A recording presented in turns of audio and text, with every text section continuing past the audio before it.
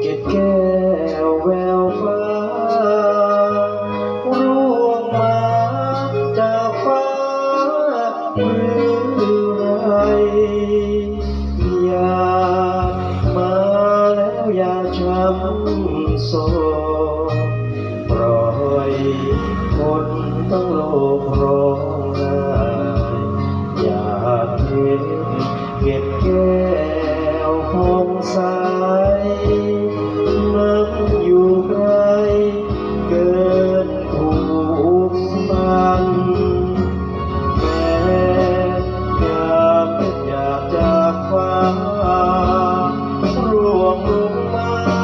ฟ้าคงไว้วันดวงดาวก็ปล่อยเศร้าโศกสันมีอาจกลั้นน้ำตาอะไรเอื้อมมือคว้าอยากเป็นแก้รักแล้วจึงฝันใฝ่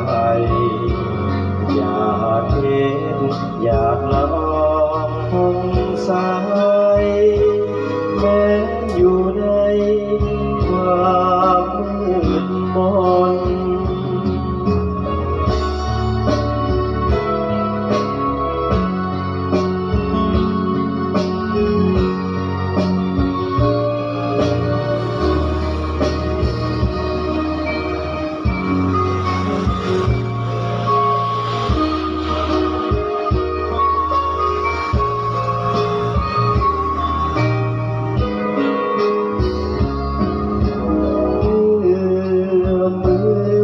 อยากเห็น